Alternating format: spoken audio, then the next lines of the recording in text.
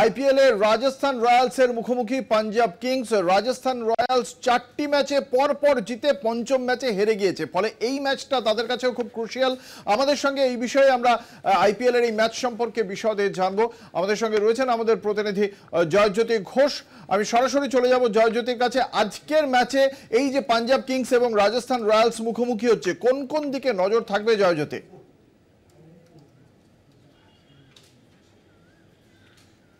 দেখো, পাঞ্জাব এবং রাজস্থানের যে ম্যাচ রয়েছে সেখানে অবশ্যই রাজস্থান এগিয়ে রয়েছে, এই মুহূর্তে পয়েন্টস টেবিলও একেবারে উপরের দিকে রয়েছে। তবে পাঞ্জাবের বিশেষ করে কিছু কিছু নতুন ক্রিকেটার উঠে আসছে, তাদের দিকে নজর থাকবে। তবে এই মুহূর্তে আমি যেখানে রয়েছি ইডেন গার্ডেন্সের ঠিক উল্টো দিকে, কালকের ম্যাচ নিয়ে কিন্তু যথেষ্ট রকমভাবে উত্তেজনার পারদ চড়তে শুরু করেছে। কারণ বাঙালিয়ানা রয়েছে, এক তো কলকাতা নাইট রাইডার্সের টিম কেকেআর এবং কলকাতা নাইট রাইডার্স, এবং অপরদিকে সঞ্জীব গোয়েঙ্কার টিম লখনৌ সুপার জায়ান্টস। তাই এই দ্বৈরথের দিকে কিন্তু প্রত্যেকে তাকিয়ে ইতিমধ্যেই গৌতম গম্ভীর সাংবাদিক সম্মেলন করে গিয়েছেন এবং তিনি মিচেল স্টার্কের হয়ে ব্যাট ধরলেন। ম্যাচের ঠিক 24 ঘন্টা আগে গৌতম গম্ভীর মিচেল স্টার্কের হয়ে ব্যাট ধরলেন। কি করবেন মিচেল স্টার্ক সেটা পরে বোঝা যাবে। তবে এই মুহূর্তে আমার সঙ্গে রয়েছেন কলকাতা টিভির যুগ্ম সম্পাদক গৌতম ভট্টাচার্য। গৌতম দা, আগামীকাল লখনৌ বনাম কেকেআর এবং লখনৌ সুপার জায়ান্টসের আগের মেন্টার গৌতম গম্ভীর, এই মুহূর্তে কেকেআর এর মেন্টার, কিভাবে দেখছেন? গম্ভীর ভার্সেস গম্ভীর, কলকাতা বনাম লখনৌ তো বটেই, এবং কলকাতা বনাম কলকাতাও এক হিসেবে, কারণ টিম ওনার সঞ্জীব গোয়েঙ্কা এখানকার, তিনি একেবারে প্রথম আইপিএলে কলকাতার টিম কিনতে চেয়েছিলেন এবং ললিতপতি নাকি তাকে কথাও দিয়েছিলেন লাস্ট মিনিটে শাহরুখ খানকে দিয়ে দেওয়া হয়, সেই অভিমান তার এখনও যায়নি।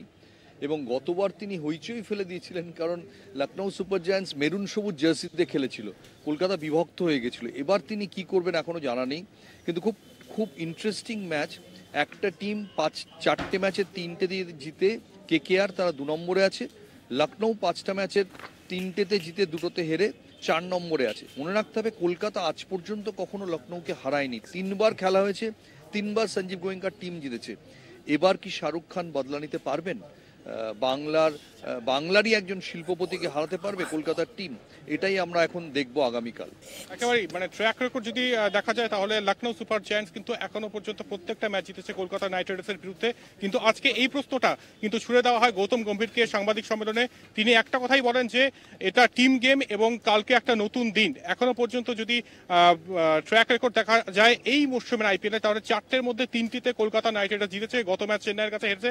তাই আগামীকালের জয় নিয়ে কিন্তু আশাবাদী গম্ভীর। জি কি বলবেন?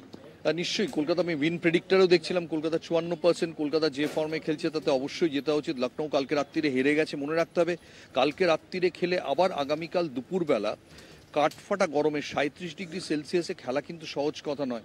এখানে আমি আশেপাশে দেখছি গরু চড়ছে, কোকিল ডাকছে, মানে সেই অক্ষয় কুমার বড়ালের একটা মধ্যাহ্নে কবিতা ছিল আমাদের পাঠ্যপুস্তকে, জানি না এখন আছে কিনা, যে একেলা জগৎ ভুলে পড়ে আছি নদীকূলে। এরম পরিবেশ, এত রোদ্দুর, এখনও আমরা এই শো করছি, একেবারে সান সোজাসুজি লাগছে। লখনৌয়ের প্লেয়ারদের মুখ কিন্তু তার মধ্যে 36 ঘন্টার মধ্যে সুস্থ হয়ে টকবগে হয়ে নামতে হবে। সো আমি বলবো প্রথম বল পড়ার আগে যতই ইতিহাস বিরুদ্ধে যাক, অ্যাডভান্টেজ কলকাতা। গৌতম দা বলছেন এটাই। এবং মিচেল স্টার্ক এই নামটা কিন্তু ঘোরাফেরা করছে, এবং আজকে গৌতম গম্ভীরকে যখন বলা হয় মিচেল স্টার্ক নিয়ে কি ভাবছেন, তিনি কিন্তু সেইভাবে ফর্মে নেই। তিনি সেই টিম গেমের জয়গান গাইলেন এবং একই সঙ্গে বললেন যে মিচেল স্টার্কের স্ট্রেংথ সম্পর্কে আমরা ওয়াকিবহল। তাই আশাবাদী যে মিচেল স্টার্ক কামব্যাক করবেন এবং আবারও সেই ডিসেন্ট স্টার্ট, মানে এই আইপিএলে ডিসেন্ট স্টার্টের কথা বললেন, মানে কোথাও না কোথাও ঘুরিয়ে দিচ্ছেন।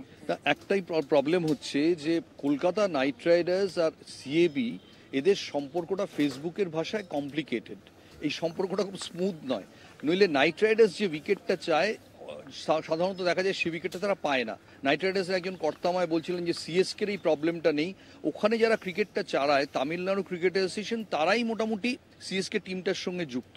এখানে একটা কোথাও জল আর স্থলের ভাগ রয়েছে। যদি কেকেআর নিজেদের টিম অনুযায়ী পেত, মিচেল স্টার্কের জন্য আরও পেস বোলিং উইকেট তৈরি করতো কমপ্লিটলি, অথবা সুনীল নারিনের কথা ভেবে টার্নার, একটু হালকা টার্নার তৈরি করতে পারতো, কিন্তু দুটোর কোনোটাই হয়নি।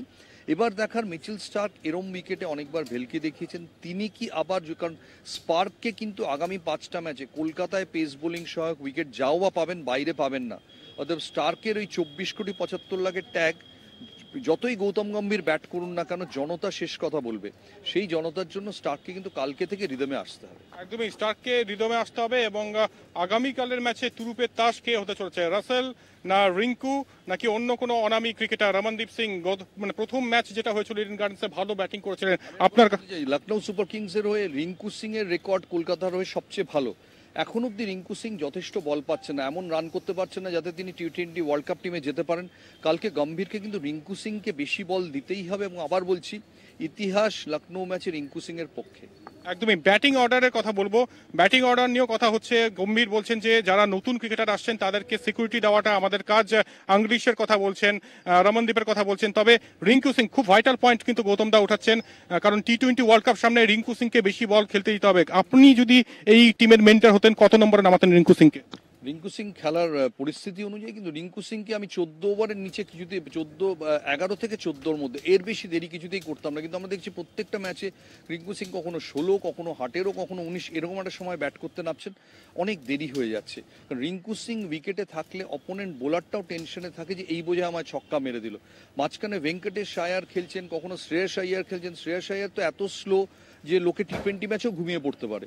কাজে কালকে কেকেআরকে কিন্তু জিততে হবে। কাজে সেই টকবগানিটা আনার জন্য, একটা মোমেন্টাম আনার জন্য আগামী 5টা ম্যাচে যাতে একটা মোমেন্টাম আসে, কালকের ম্যাচ জেতাটা খুব ইম্পর্টেন্ট। একদমই অত্যন্ত গুরুত্বপূর্ণ হতে চলেছে আগামীকালের ম্যাচ। এবং এখনো পর্যন্ত যদি ট্র্যাক রেকর্ড দেখি এবারে আইপিএলে, তাহলে কলকাতা নাইট রাইডার্স 4টে ম্যাচের মধ্যে 3টিতে জিতেছে এবং 1টিতে হেরেছে। কালকে নতুন দিন, পয়লা বৈশাখ, এবং অবশ্যই কলকাতা নাইট রাইডার্স জিততে চাইবে এবং ইডেন গার্ডেন্সের রং সোনালী বেগুনি হবে, এইটুকু আশা করাই যায়। অঙ্কুর, ধন্যবাদ। আমাদের সঙ্গে ছিলেন আমাদের মিচেল প্রতিনিধি স্টার্কের জয়জ্যোতি হালখাতা ঘোষ। ভালো যায় একেবারে। ধন্যবাদ জয়জ্যোতি। আমাদের সঙ্গে ছিলেন আমাদের প্রতিনিধি জয়জ্যোতি ঘোষ।